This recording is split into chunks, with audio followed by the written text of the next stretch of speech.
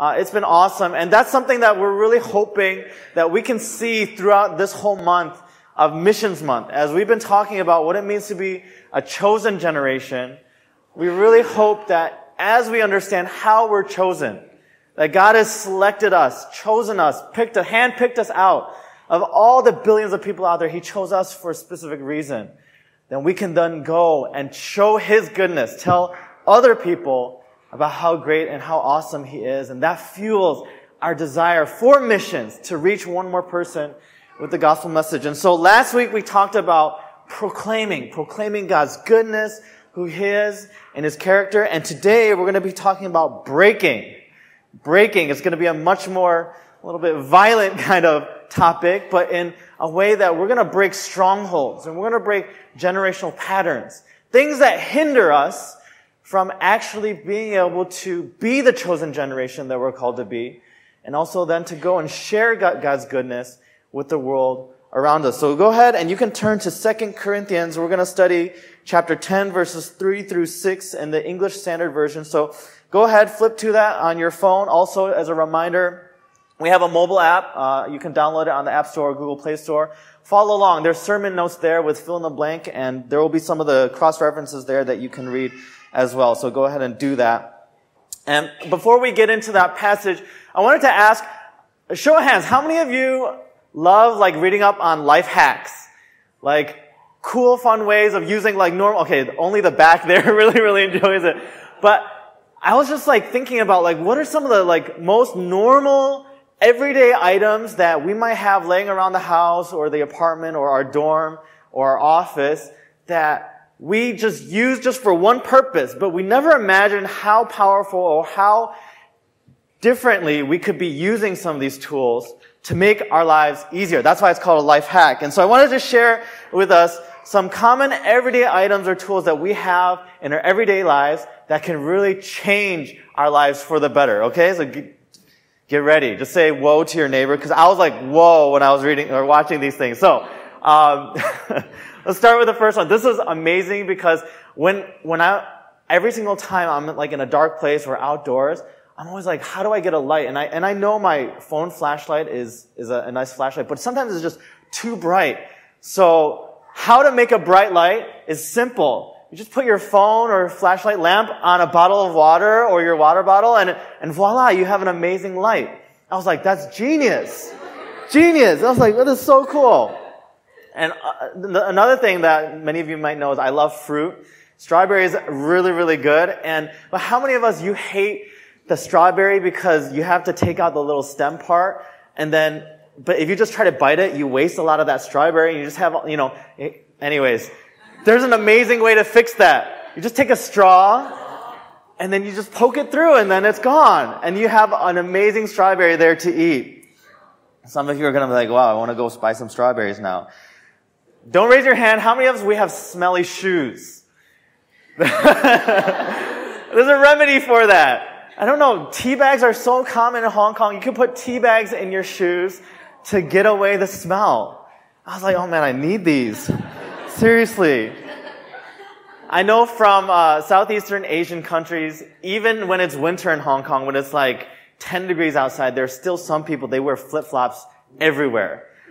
But the problem is flip-flops, sometimes they break, right? So what do you do when it's broken? You use one of those bread, the things that hold the bread thing closed, you stick it there, and voila, you're good. You're done. It's awesome. This is for the ladies. I don't know, I've never worn mascara before, so I can't relate. But apparently, I think there's sometimes when your mascara tube thing, it just gets dried out, and you can't really use it, even though there's still more stuff in. So one really quick solution for that is putting contact lens solution on your mascara to get it flowing again, so you can do that.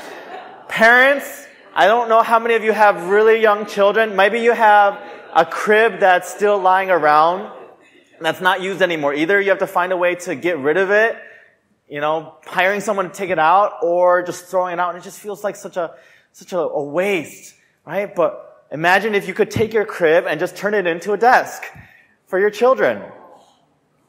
That's pretty cool, right? I'm like, whoa, I never thought about that before. This one was really amazing. I know many of us, we love to cook, but while we're doing other things, especially if you're cooking by yourselves, like the water starts boiling over and then it makes a shh, it's like, oh man, I messed it up. If you have a wooden ladle, all you have to do is put it on top of the pot and the bubbles won't boil over. I was like, mind blown. This is amazing. And then for all of you who are really healthy people, how many of us only eat the egg whites, not the egg yolks, for health reasons or because we want protein? Some of us were like, I want to eat that, but it's so hard to get the egg yolk out. You can use a plastic bottle to squeeze out the egg yolk, and it comes out really easily. It's amazing. You can go on YouTube and you'll find videos of how to do that. Last thing, this was the one that I enjoyed the most, but it's probably by far the simplest one. When we're microwaving things, sometimes if you're microwaving things with colleagues, you're trying to put two things in at once, or with your family, you're like, who goes first? And you have that awkward time where you're like both standing at the microwave. You're like, you go first, I want to go first. But actually, you can microwave both things at the same time. It's ingenious, right? All you have to do is put a cup underneath the other, and they both fit in. I was like, this is amazing. Wow, my life is forever changed. My life is forever changed. And I just realized, like, when I was thinking through these life hacks, like, wow, there's so many everyday tools or everyday things that I can use to really dramatically change my life. Like, no longer do I have to wait at the microwave for someone else to finish to be able to heat my food. And I know that, like, some of us, like, we're just like, oh, these are just like every single day examples, and, or some of us are like, dang, I want to try these when I go home. But when we think about simple everyday things that sometimes we take for granted, we're like, oh, a straw is a straw, and we have to use that to just drink out of. But we didn't realize, oh, I can, help make strawberries out of it. Or other examples, like there's simple things. But I'm wondering how many of us, when we think about our spiritual life, we're realizing that, oh, wow, there are so many things available, tools or promises of God, that we don't actually use in an effective way to help us live out the life that God has called us to live. That could dramatically change and alter the way that we live and we experience the Christian life. Like many of us, some of us, we might know that verse from John. It talks about how Jesus says, I've come to give life and life abundant. And we've been living our Christian life, whether it's from the point we were in our mother's womb, even though you didn't really make a decision to follow Christ then, but you're like, I've been going to church my whole life. Or some of us, we've received Christ, but maybe after a few years, after we made that declaration of, I'm going to get baptized, somewhere along the way, you're like, God, I'm still struggling, or I can't get through these things, or I don't know why it's so hard. I'm not experiencing that life abundant. What's going on? And as we talk about what it means to break strongholds and generational patterns today, I want to propose to us that part of the reason is because there's so many promises and tools, and actually weapons that God gives us to be able to overcome those things that we just don't take advantage of, that we just don't believe, that we don't actually see in our lives. Just like many of these things that we're like, oh, I never knew it could be used that way. And because of that, we live a subpar and we live a limited Christian life. One that's not exactly what Jesus Christ had envisioned for us.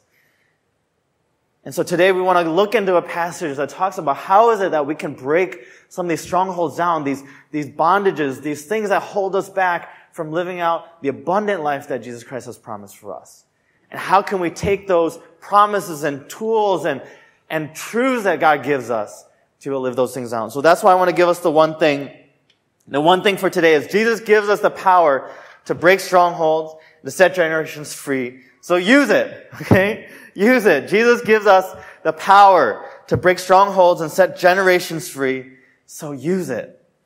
Well, let's use it together. So we want to talk about two main points as we go through this passage today and 2 Corinthians. And the first point that Paul talks about is that we have access to a different power. We have access to a different power. And so as Paul, I just want to kind of set the stage and help us understand the context that we see this passage in. When Paul is in this passage, he's talking about we have this different power that no one else has. We're different. And why is he so adamant about talking about this different power? Well, actually, if you look just a little bit before in that passage, Paul is describing to the Corinthian church. The Corinthian church was a very rebellious, self-righteous, and proud church. And many people were very critical of Paul, saying, you're just like any other person. You're just like a normal human being. Why should we believe you? Why should we trust you? There are these other teachers that are so awesome and so good. So what makes you any different? And he sums it up in 2 Corinthians 10, verse 1. I'll read it in the New Living Translation. It says, now I, Paul, appeal to you with the gentleness and kindness of Christ, though I realize you think I'm timid in person and bold only when I write from far away. Well, I am begging you now so that when I come, I won't have to be bold with those who think we act from human motives. So there's this group in the Corinthian church who think that Paul just is acting from human motives, from selfish motives, just doing the things that Paul wants to do. But Paul's saying, no, no, no. There's a different power. There's a different reason for why I'm saying the things that I'm saying. And I want you to know that power. That power is different than anything that you've ever experienced before. And it's interesting because in this whole rebuke of the Corinthian church, he takes these 4 verses, kind of like a side note, like, by the way, I have this amazing power. And these 4 verses that he talks about is so important for us to learn how to break strong. When I was thinking about it, I was like, it's like when my parents are rebuking me and saying, you have to study harder. And then, my parents go into that tirade or that story of like, when I was young and, I lived in this village and I got 100%, like, this is why you have to do what you're doing. That's like Paul, he's like, listen to me because there's something you don't know that you need to know in order to understand why this power comes from God and not from myself alone. So let's look into what is this power and how do we have access to this different power. So let's read verses 3 and 4 together. He says, for though we walk in the flesh, we are not waging war according to the flesh. For the weapons of our warfare are not of the flesh, but have divine power to destroy strongholds. We'll stop right there. And immediately we notice Paul starts talking about these things, like war and flesh and divine power. And, immediately, like, what are those things? Why does Paul suddenly start using this kind of language, this warfare-driven language? Why does he talk about the flesh? What is the flesh? And what are these strongholds that he's referring to? I want to read the same verse 3 in the Amplified Version, just to help us to see a little bit more clearly what he's talking about. It says, for though we walk in the flesh as mortal men, we are not carrying on our spiritual warfare according to the flesh, using the weapons of man. So what he's talking about is when you walk in the flesh, it's a reference to just walking as just humans, mortal people, just normal, everyday, being able to logically think, make observations, just use reason, all those kind of things. And then the weapons that he's referring to, or the waging of the war, is not a normal everyday war. It's a spiritual war. It's a spiritual war on a different level that we're used to thinking about. And so, why does Paul start this way? Why would he start his argument with, for though, and then we are not? Well, Paul is saying, he's saying, for though, even though I am human, even though I'm just like any one of you all, even though I think and I talk and I see and I breathe and I'm just a normal person, that doesn't define, we are not constrained to what humans or what we normally can do. That's his argument right here. It says, for though we are not. It's like, oftentimes when we think about like someone kind of coming back at us with an argument, we're saying, even though I'm like this, but I am not X, Y, and Z. What Paul is effectively saying is he's saying, I am not defined by my appearance, by my external circumstance, by who you think I am on the surface level. There's something deeper that defines me in my identity. Because all the Corinthians saw of Paul was his timid speech in person and then his bold letters. But he's saying there's more to that. And Paul makes this observation in the very beginning because he knows very clearly that the key to beginning to break strongholds and break those generational patterns is knowing that you're not defined by those external circumstances, appearances, or anything else other than Jesus Christ. That's the first step. And oftentimes that's the hardest step because that's the thing that hinders us the most. That's the thing that oftentimes when we think about what makes our identity, what creates our identity, those are the things that when we meet someone, for example, if you're going to, a hangout with new friends, or you're networking at a job, or you're meeting a new family at your kid's school, when you introduce yourself, what do you usually say? Hi, my name is, I'm from a location, and then you say, what do you do? Oh, I'm a banker. I'm a student. And you fill in the blank with your occupation or your vocation or your major. Well, we don't think about it. But subconsciously, we identify ourselves by what we do. How much we're able to achieve, what we're able to accomplish, how much success that we're able to attain in our lives. For me, that was, I identify myself by how much success I could achieve over my dad. I don't know how many of you have ever done this, or maybe heard this, but I remember growing up, my dad always saying like, hey, I came from this rural village in China. And he always says things like, if you go back to that village now, there's no roads to that village. You have to walk, I'm like, okay, Dad. And I was in school, I got 100% in everything. What are you doing? And then, he made his way from that rural little village. He's like, now I made it. I'm in the U.S. and I'm providing for you. He's like, now you're here. So I came from here and now I got here and now you're here. So what does that mean? You got to get here. And somewhere along the way, bless my dad's heart, he just wanted me to succeed. And so, that's how he showed me love, by challenging me about his village. It's like, thanks, Dad. But I realized it came from the Father's heart of wanting me to do well, wanting me to have a better life than he had, because he didn't want me to go through the same struggles that he did. But where I took that, and my responsibility, and my sin, was I made that a part of my identity. I took that and I said, oh man, that means my entry-level salary, whatever my job is, I have to make more than my dad. If I don't make more than him, then I'm a failure. I'm defined by the amount of money I make in comparison to my previous or other people that I've seen. And so when I was doing job searches, I just started getting very discouraged and depressed because I had no way of making more. My dad does pretty well. I'm like, there's no way possibly I can get to that amount when I'm just, what can I do?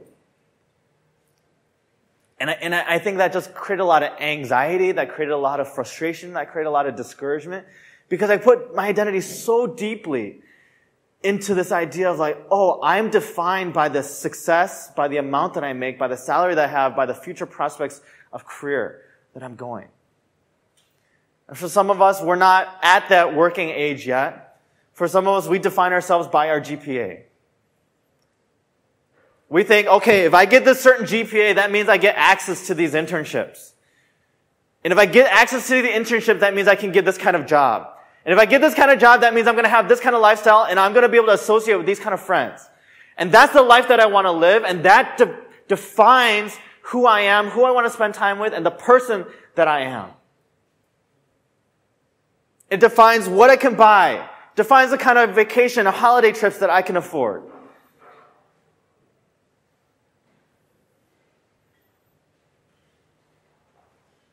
And we don't realize we're setting ourselves up for failure. Because when we define ourselves by those things, and we don't meet up to those expectations, there's always going to be someone who gets a better GPA than you. Unless you get a 4.0. Don't raise your hand. How many of you have a 4.0? I thought so, right? No one. If you do, I'm sorry. You could just be okay. Doesn't define you.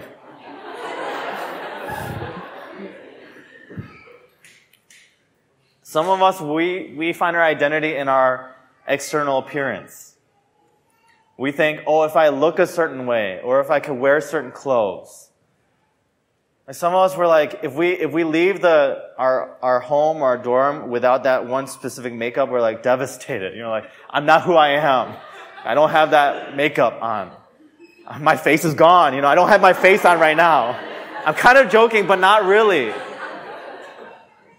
And some of us, we put so much of our identity in how we look, like, oh, what is that person going to think? And you know, some of us ladies, we have guy friends who are like, I don't notice any difference, right? And you're like, it's not for you, okay? It's for other people.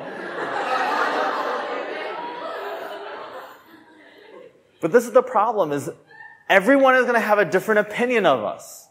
And as soon as someone has a different opinion that is not favorable to us, we get what? We get devastated.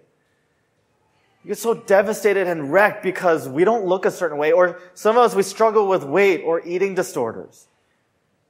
And it's such a bondage for us because we're like, oh, if I'm eating too much or I don't look a certain way, or if I'm on that scale and I don't look like the girls in the ads all over Hong Kong, then I am not pretty, or I'm not valued, or I'm not beautiful. Where do you get that in the Bible? It's so warped. It's not true. And God sees you as your beloved, as His beloved daughter or His beloved son.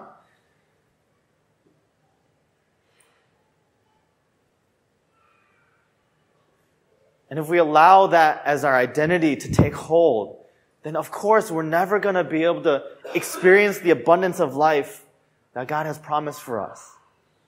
And there's no way, as we think about missions, there's no way we're going to be like, wow, God has this abundant life for you. When people are looking at you like saying, you're so insecure and you have nothing, you have no promises that you stand on, you worry about all these things. There's no way we can be a witness to the world if our identities are so stuck on these areas of financial success, accomplishments, appearance, or looks. What is our identity in? Galatians 2:20.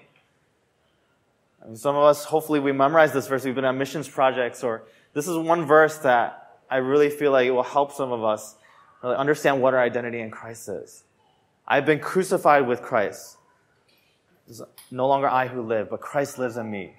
The life I live in the body, I live by faith in the Son of God who loved me and gave Himself for me. I am not the sum of my external accomplishments, my appearance, my success, anything. But my life, I've been crucified with Christ. But it is no longer I who live. It is Christ who lives in me. He is the one who defines me. He is the one who lived a perfect life. He is the one who's going to give me all the treasures in heavens. He's the one who's going to wipe away every tear. He is the one who's going to provide for me. He is the one who calls me beautiful. He is the one who looks at me and says, well done, my good and faithful servant. We're no longer defined by the things of the world. We're defined by Jesus Christ. And that's what Paul is saying. He says, for even though I'm a man, even though I'm a human, the way I operate is not on human terms. It is with different weapons, different power that I have. Let's continue on verse 4. And I want to read that again. It says, for the weapons of our warfare are not of the flesh, but have divine power to destroy strongholds. So God, or Paul, I know this is not what my identity is supposed to be, but what are these weapons? I don't really know how to claim that identity. I don't know what I can do in order to take away some of those lies that I believe about myself and now actually take it and say, this is now how I can step out and conquer those things that constantly bring me down. So what kind of weapons, what kind of power, Paul, are you talking about? And what are these strongholds? And let's look, when we read this, when he says the weapons of warfare are not of the flesh, there's so much imagery and also reference to another passage that Paul writes when he writes to the church in Ephesus. And so in the book of Ephesians, I want to read a passage for us that really parallels a lot of what Paul is saying here. Ephesians 6, verses 10 to 12 in the NIV. It says, finally, be strong in the Lord and in His mighty power. So that's reference to God's power. There's some power, a different power that Paul is now saying we have access to. Okay? It says, put on the full armor of God so that you can take your stand against the devil's schemes. For our struggle is not against flesh and blood. Again, reference. It's not a flesh. We're not living according to the same standards of the world that everyone else puts us according to. But against the rulers, against the authorities, against the powers of this dark world, and against the spiritual forces of evil in the heavenly realms. Therefore, put on the full armor of God so that when the day of evil comes, you may be able to stand your ground, and after you've done everything, to stand. Stand firm then with the belt of truth buckled around your waist, with the breastplate of righteousness in place, and with your feet fitted with the readiness that comes from the gospel of peace. In addition to all this, take up the shield of faith with which you can extinguish all the flaming arrows of the evil one. Take the helmet of salvation and the sword of the Spirit, which is the Word of God. When we look at this, we realize all the things that Paul is talking about. It's not a physical war that we're fighting. It's a spiritual war. It's a war for our souls. It's a war for our minds. It's a war for our hearts that Paul is referring to. He's saying we have to win this war because this is the war and this is the battle that's going to change our lives and allow us to live the life that God has called us to live. I just wanted to go briefly through some of those pieces of the armor and the sword of the Spirit that Paul mentions. The belt of truth. What does that fight against? It fights against all the lies that we believe. It fights against all these voices telling you you're not good enough. You haven't done enough. You're not the way it's supposed to be. The breastplate of righteousness. It fights against this sense of I'm not good, because your righteousness is a qualification of how good you are, how right you are, how correct you are. The breastplate of righteousness, it fights against any feeling of worthlessness, any feeling of self-deprecation, self-harm, any thought of like, oh, I'm not worth it for anyone. I'm not valuable to anyone. No, your righteousness comes from Jesus Christ. The readiness that comes from the gospel of peace. This fights against anxiety, worry, fear. Things that we're constantly, every single day, going to work and worried about this, going to class, worried about that, going through some things about our family, fearful that something's going to happen. The shield of faith. It gives us certainty in the midst of uncertainty. Life is going to be so uncertain. Where am I going to get my next job? Where am I going to live in the future? How am I going to process all these things? Where's my provision going to come from? Helmet of salvation. This fights against those thoughts of, life is meaningless. Because we have been saved for a purpose. Jesus Christ died for us to give us eternal life so that we can have an eternity with Jesus. Eternity with God. And we have purpose. We have hope for eternity. And the sword of the Spirit. He gives us the Word of God.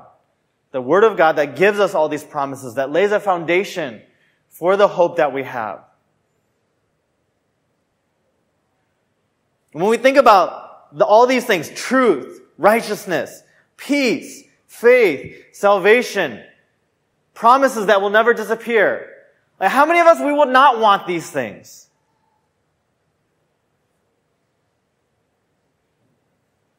If we have these things, these are the weapons, these are the tools that Jesus Christ gives unto us Say, this is the life that you could be living. A life where you are righteous, a life where you believe all the truth that there is, a life where you have peace, even though things are going on crazy around you. A life where you have certainty, you have faith, even though things are uncertain. A life where you know that you're saved. You know that there's nothing else in the world that could take your life. And even if something happens, you have an eternal life with Jesus Christ. Like, the church should look so different. Like, if we have those things, we're like untouchable. We're like, I think oftentimes in our church we talk about like, we should have this Christian swag, you know? You should be walking around like, dang, like, I'm untouchable, you know? Like, you look at me.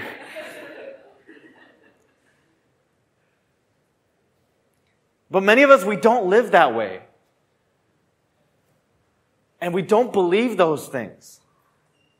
But this is the thing. Paul is saying right here, you do have access to those things. He said, put it on. You have it.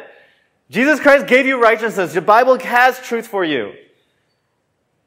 Holy Spirit gives us faith. Christ's sacrifice gives us salvation.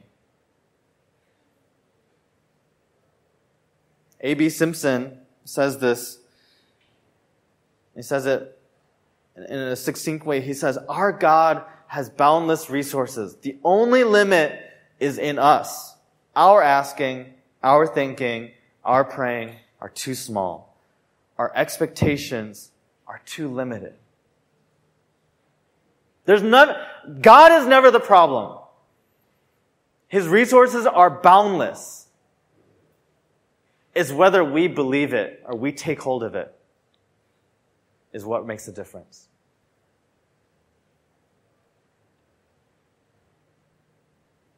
And the tragedy is that the church, we have the greatest weapons in the whole universe. But we have no power because we don't believe it.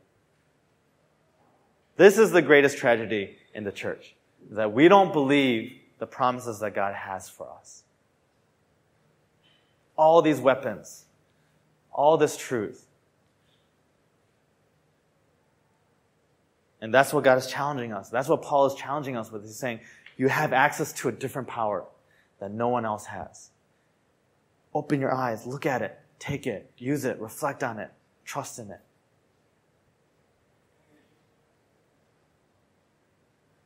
Now, Paul kind of leaves us in the first point saying we have access to a different power. And I want to move on to the second point, saying not only do we have access to a different power, but we break generations free with a different power.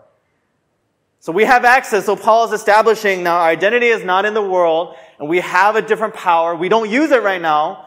We're saying you have this different power, but he's saying now let's use it. Let's break generational patterns. Let's break strongholds.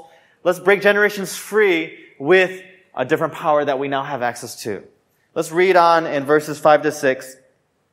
And let's continue on. It says, we destroy arguments and every lofty opinion raised against the knowledge of God and take every thought captive to obey Christ, being ready to punish every disobedience when your obedience is complete. So we're tracking with Paul. So far, the context again, Paul is being criticized by certain people because they think that he's just like any other person and he has no power and he has no authority.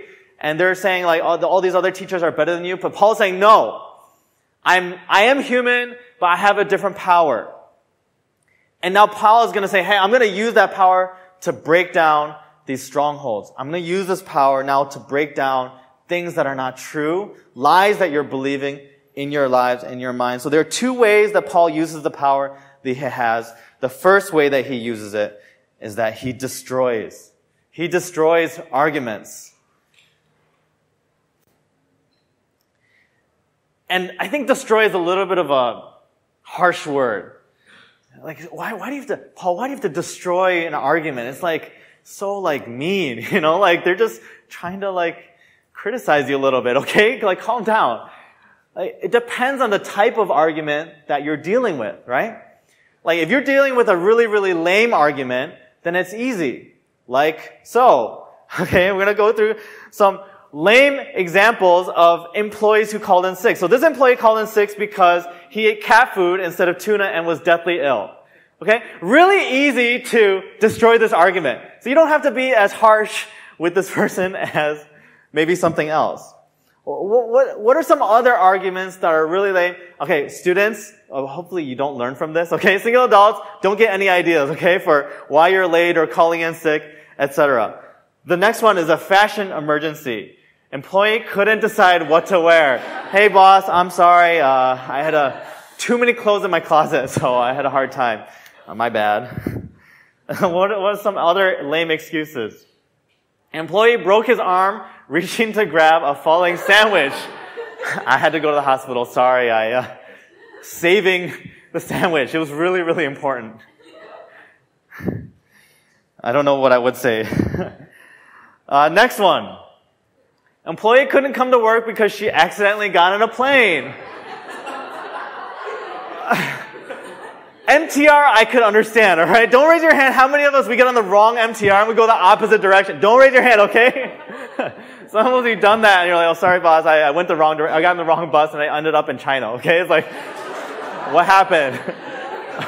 But plane, I don't know. That's like pretty lame, alright? Side note, anyways, I shouldn't share that. Next one. An employee called in sick from a bar at 5 p.m. the night before because they were at happy hour. They were, in advance. All right, I'm sorry I made that decision. Next one. Employee's child stuck a mint up his nose and he had to go to the ER to remove it. This could be really serious, actually. I'm a little scared for this person. But wow, that's incredible. Last one is an employee woke up in a good mood and didn't want to ruin. If you're bold enough to use this excuse, more power to you, okay? Then I wouldn't even try to demolish that argument, okay? You go ahead. You just take your day off. Those arguments, it's really easy to just demolish the argument. You're like, oh, that's, oh God, you don't even want to deal with that argument. You're just like, just forget it. Just do your own thing, right?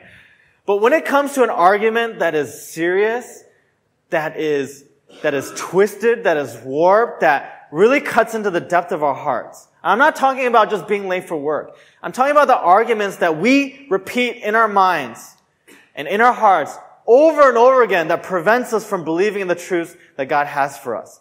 Those are the ones that Paul is saying, I need to destroy those arguments. And he uses this violent language intentionally because it has to be totally destroyed, totally demolished, wiped away from our lives for us to experience this true freedom, to break free from these strongholds and generational patterns that we've inherited from our parents or parents' parents or generations before us. Let's see, what are these arguments that he's talking about and why are those so serious? I want to look at that word arguments and also lofty opinions in a few different translations. In the New American Standard Bible, it says speculations and every lofty thing.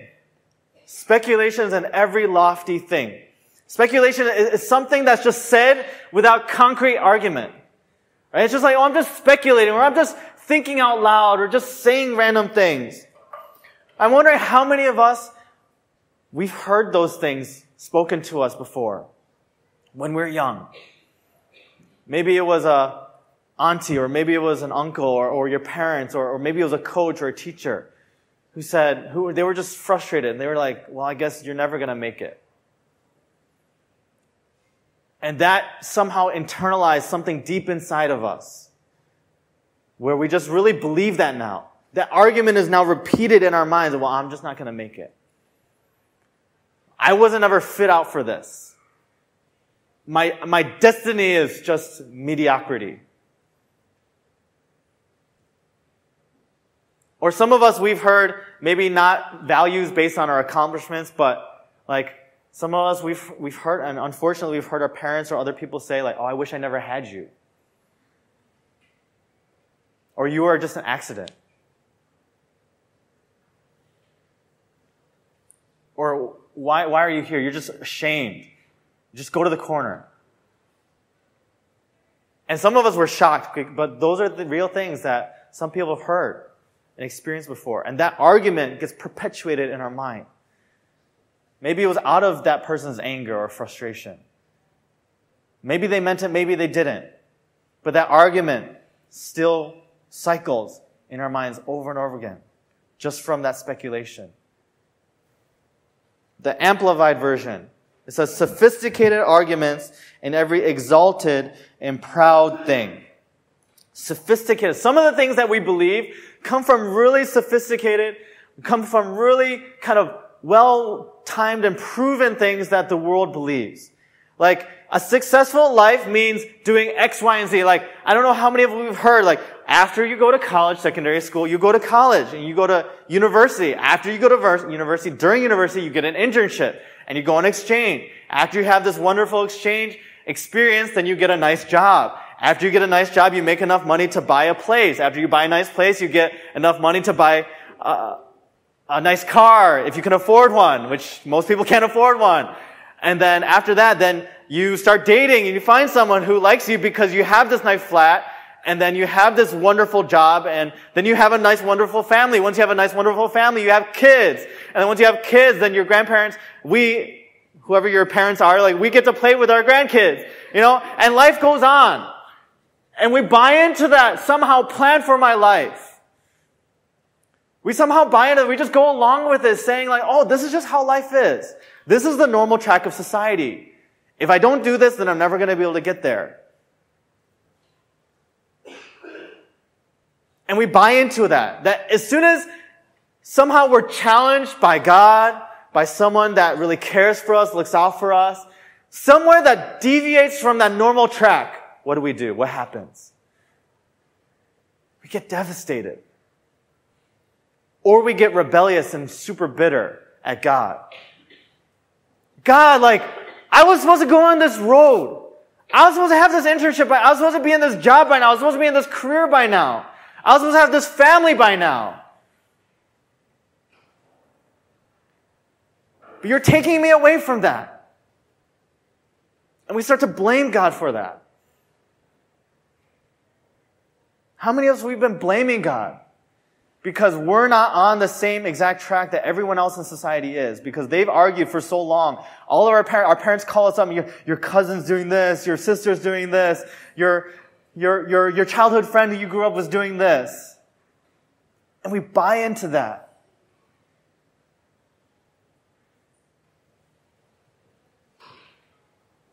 The Message version translates it as warped philosophies, tearing down barriers erected.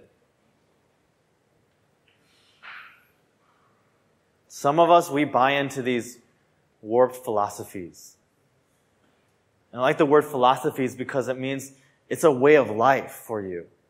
It's a way that you think. It's a way that you exist. And we've been doing it for so long that we can't imagine ever not doing it that way. Some of us, we've been spoiled out of our mind. Like, growing up, we didn't have to do anything for ourselves. We never cooked, never cleaned. We never did laundry before, so coming here like, oh my gosh, I have to do laundry. How do I do laundry?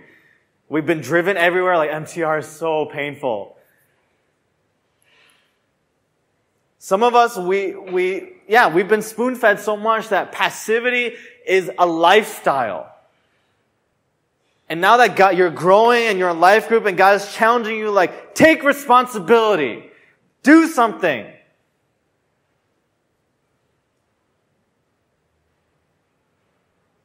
Something doesn't compute. And we get hurt because someone's calling us out, or we justify ourselves. Some of us, we grew up fear-driven. It's all about the consequences. Like, oh my gosh, if I don't do this, like last minute exam, if I don't do this, then this is going to happen, and and you throw everything out the window. Like when you have exam students, like, and you're stressed out and you're afraid and you're so worried about something, what do? You run away and you turn off everything. You just disappear. It's like ghosting, but not your girlfriend or your boyfriend. It's like everyone else in the world, right? You just disappear. You are the ghost, right? And for some of us, working adults, families, our fear is that we're going to get fired. Our fear is that, oh, if I don't do this for my boss right now, or if I don't look good, or if I don't meet this objective, then my life, my security is at stake. And we make decisions that we make decisions for our whole family based on a fear.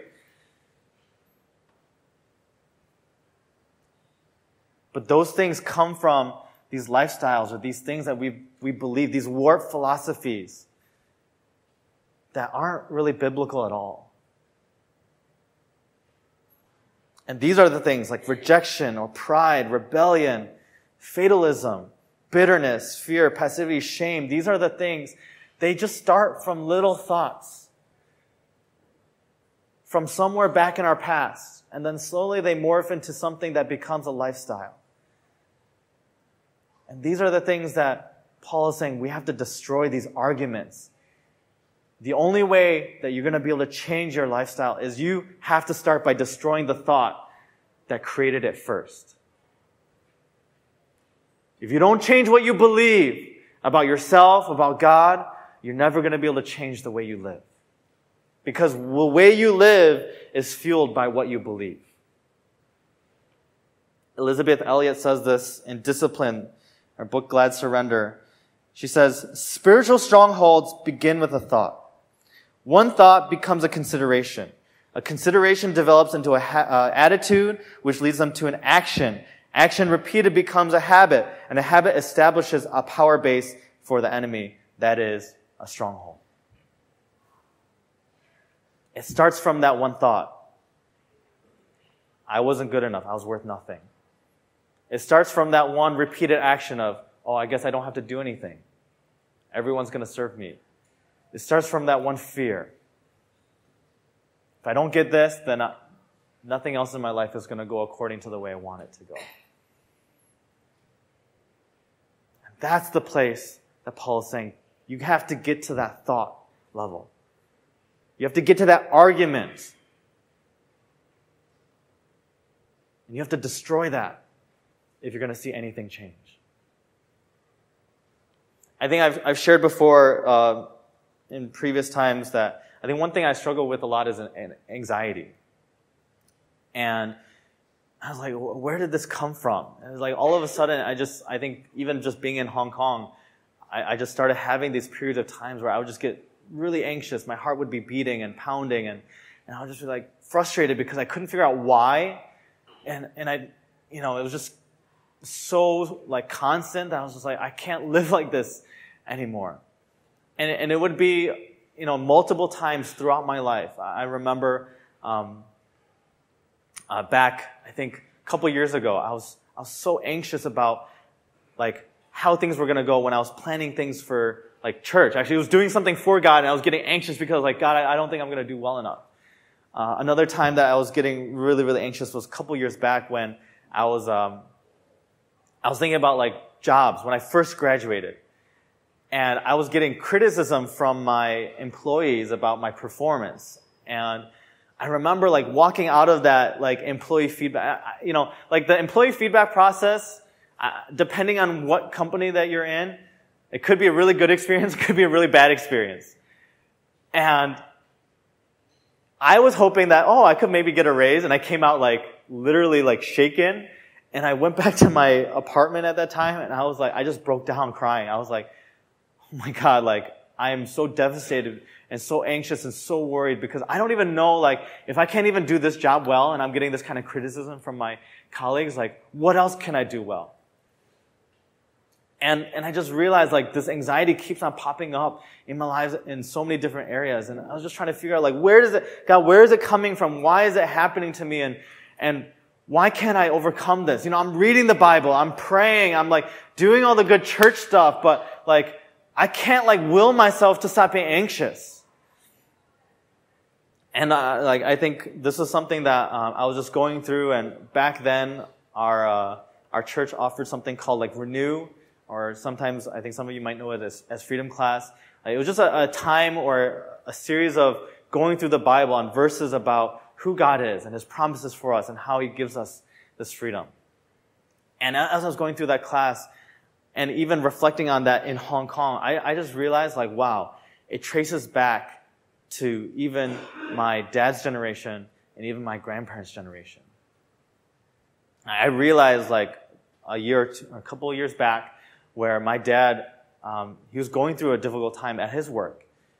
And he was sharing with me like, oh, I'm so anxious because he was worried about his job security.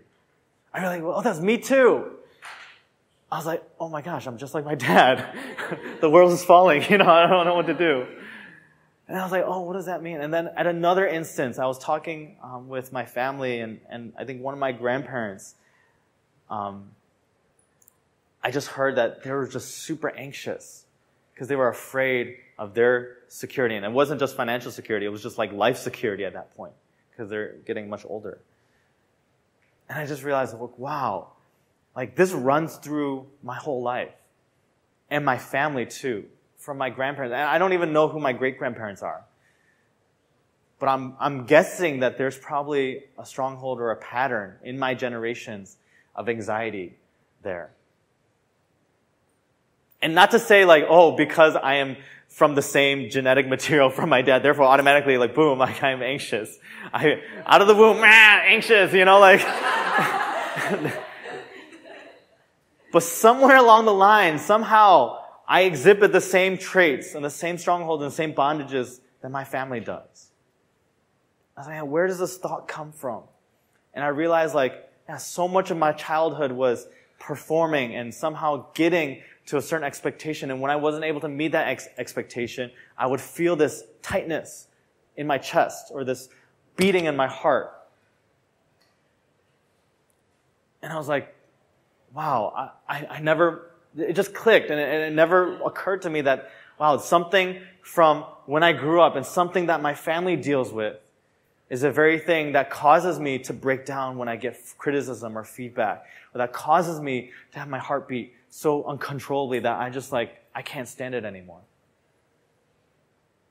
And I just, not that I'm totally overcome it, but even through that class and just through all the other brothers just walking through with me, I just realized, wow, there's such power in identifying the thought that comes or that came from way back when that caused me to think the way and to live the way that I do now. And only when I understand now, it's no longer behavior change. Back then it was just okay, Bo, just read the Bible more, just pray more.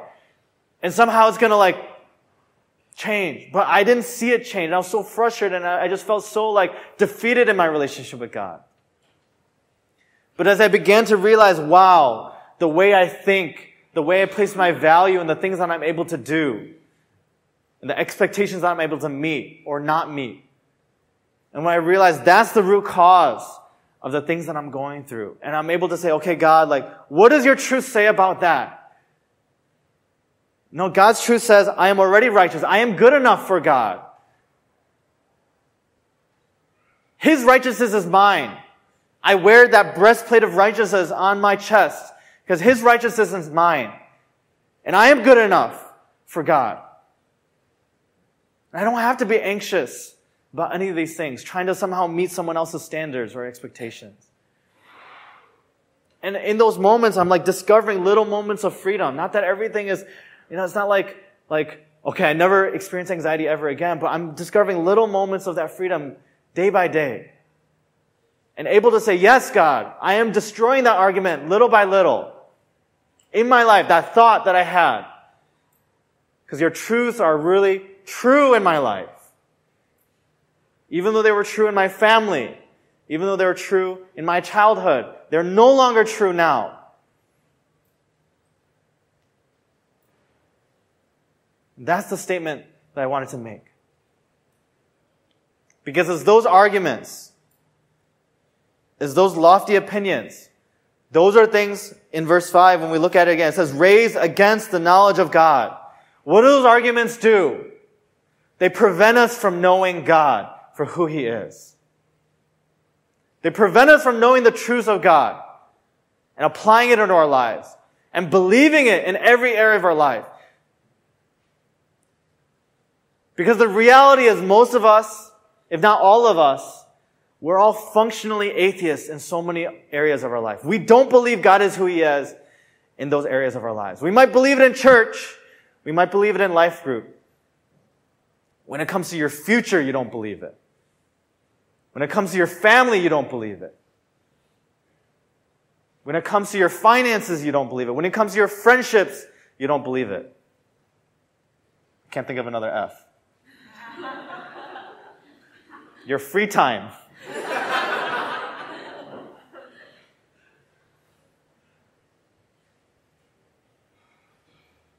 And this is what Paul is encouraging and challenging us to do, is identify the areas that you don't believe.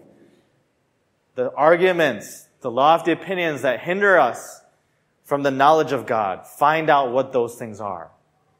And do whatever you can to demolish and to destroy it. And I encourage us, this coming Friday, we're going to be talking about becoming a freedom fighter. We're going to be talking about practical ways for us to really destroy and remove some of the strongholds and the generational patterns that we do struggle with. I shared my example of my family.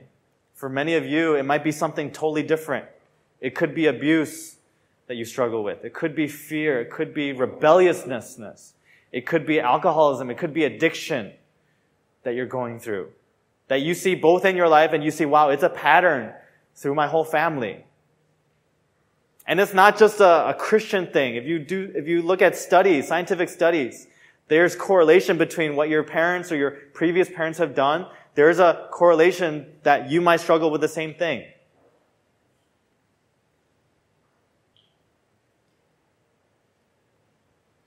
And these patterns, these are the things that we have to cut off because they demolish or they destroy our ability to now be effective generational breakers in the rest of this world. 2 Corinthians 2 verse 14, it says, "But thanks be to God, who in Christ always leads us in triumphal procession, and through us spreads the fragrance of the knowledge of Him everywhere." This is God's promise to us, that He is calling us to spread the fragrance of the knowledge of God everywhere. And He's saying, Jesus Christ is the one who's making you triumphant. Jesus Christ is the one who's making you victorious. Jesus Christ is the one who helps you to overcome these generational patterns or this bondage that you experience. And that's why this is such good news. It's not just good news because we have a ticket out of hell and we just get to spend all eternity with God. It's like fire insurance. That's not it. But it's good news because not only do we have this enduring, eternal relationship with God, but we have all of His promises that release us from the bondages and the strongholds that we experience every single day. And just the last part, not only does Paul destroy arguments, but he takes every thought captive. He takes every thought captive. In the Message translation, every thought is translated as loose thought, emotion, impulse. He's saying we take every thought captive to obey Christ. And he's just reinforcing the same thing that we just talked about where he's destroying arguments. He's saying don't just destroy the arguments from the past, but every single day, every loose thought, every emotion, every impulse you have on a day-to-day basis. Now, some of us, we've been going through the ABIDE acronym, whether it's in our Life Change group, LCGs, or our life groups. And we've been talking about what does it mean to actually stay connected to God on a day-to-day basis. How can I admit my weaknesses or my lack of perspective or my sin? How can I believe in God's promises, His truth? How can I then intercede and pray and ask God for help because I can't do this on my own? Then decide, God, I'm not going to live the same way. I'm not going to live according to what I feel in that moment. And how can I expressing thanks, trusting God that He's going to help me to work through the things that I'm going through. And that's an everyday thing. And then not just an everyday thing, it's an every moment thing. Like literally you could abide like every hour. And that's a continuous process that we have to practice in order to help renew our minds so that we can actually think in light of who God has called us to be.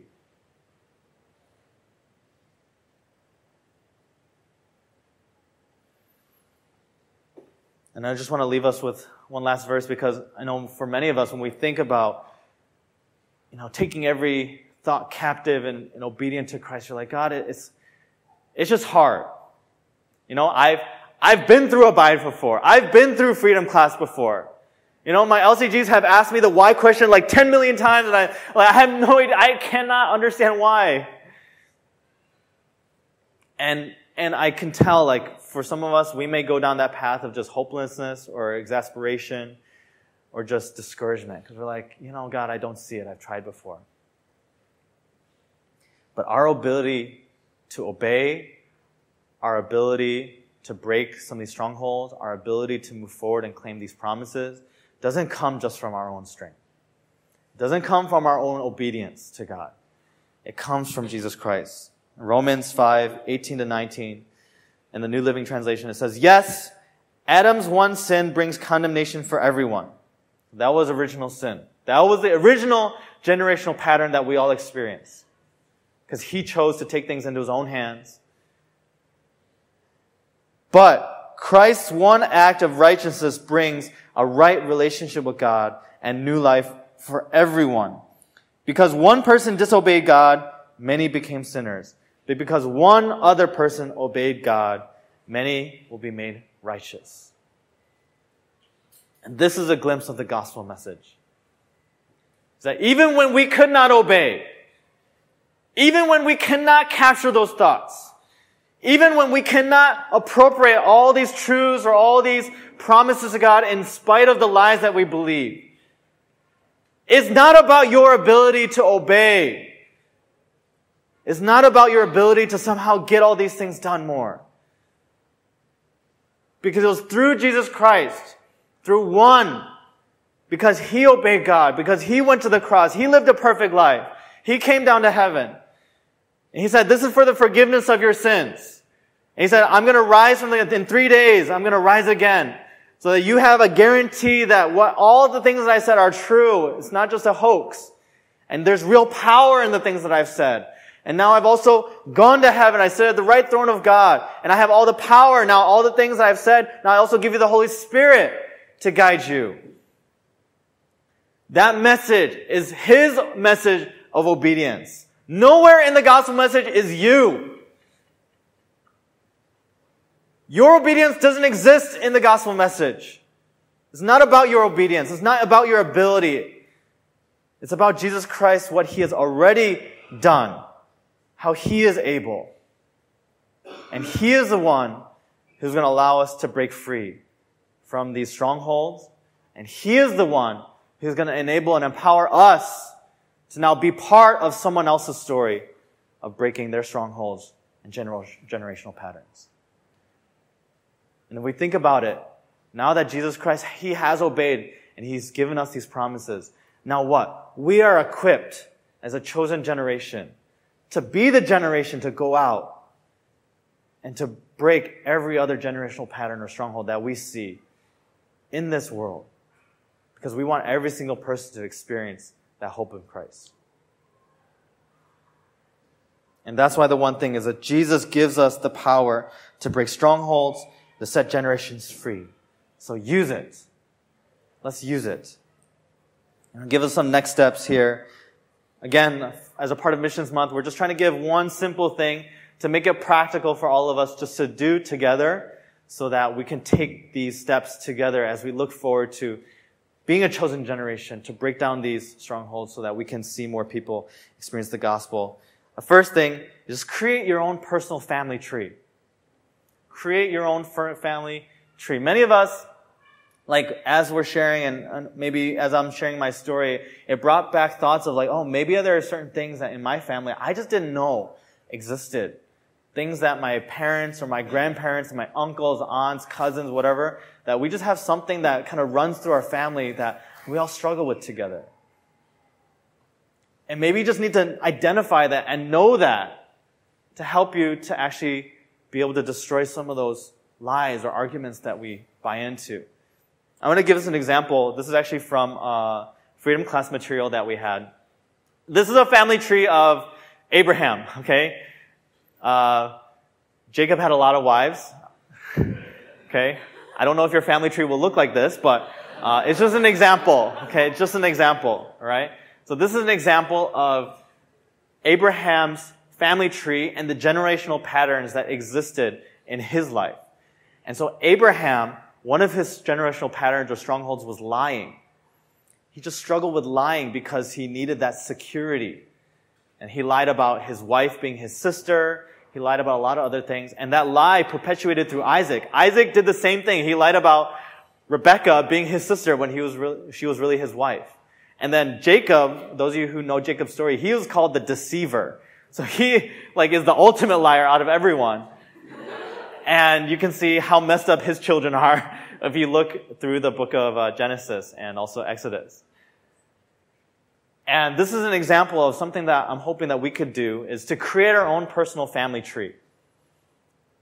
Go back, map it out, put yourself down there. This is, Pastor Bo, okay? All right? Pastor Bo's parents, and then grandparents, and then other cousins and brothers and sisters. And just map it out. Just who's part of your family. And then not only mapping out your family tree, but the second thing I want you to do is now learn about your parents and your family history. Some of us, we've never asked our parents what their life was like. And we have no idea why it is that we grew up the way that we are. And we have no idea how they grew up and the trials and challenges that they went through. But you might realize some deeper things about your life and the way that your parents raised you is deeply connected to how they were raised. That might help you realize, wow, it's just so much clearer. And now as I see this, wow, God, I know how to redeem these thoughts or these past things that I've been hurt by because I see this pattern that has happened in my past. I would encourage some of us, don't be like, hey, Mom, Dad, I'm thinking about breaking generational patterns. So you got some patterns in your life I want to break. So can we talk? Okay? All right? Please, I'm not saying that. But if you talk to your parents, or you just ask them, just like, hey, Mom, Dad, I'm just curious, what was it like growing up? What were your parents like? If you didn't know your grandparents, what were they like? What were your grandparents like? And just ask them, what were some of the things that they went through? If your parents aren't there or accessible, then do the best that you can with your immediate family or relatives, cousins, aunts, uncles, whatever it is. Be careful too when you ask, I know my parents, they just start taking that and saying, okay, because we did this, the village, you have to do that, okay. So just be loving, be patient, just be willing to listen, okay. Just be, have a good attitude, but just do whatever you can just to find out more. And you never know what kind of insights you might find about who you are and how you were raised when you ask a little bit about your family. And once you've done that, personally reflect, identify strongholds or generational patterns in your life that you need to break down. So I know this might take a lot longer than a week, and so I'm not expecting you to do all of it. But the next step is now, as you see your family, you see the struggles that you've gone through, you see the thoughts from your past, where it's come from, then you need to identify some of those things that maybe have hurt you, those arguments that you've experienced before. How can I break those things? And the fourth one is, and come to Encounter to learn to become a freedom fighter. Okay? The reason why we put Encounter in this week and the reason why we're covering this topic today is because we're going to be talking about practicals of how can we break down these arguments? How can we utilize repentance? How can we claim the promises of God? I just mentioned abide, and I wasn't even planning to do it, but we're going to go through some of these practical tools that will allow us to then actually break down these thoughts from our past. Find ways to utilize community in our LCGs and one another so that we can see real victory. Because if we think about it, honestly, we're not going to be able to do this on our own. These are arguments that are very difficult to destroy. It's not like excuses for waking up late for work. But these are deep, buried lies or beliefs that we have deep into our hearts that we really need God's power and brothers and sisters to walk alongside us together. So come to Encounter. Join us on Friday for that. Can we just stand and we'll close out together?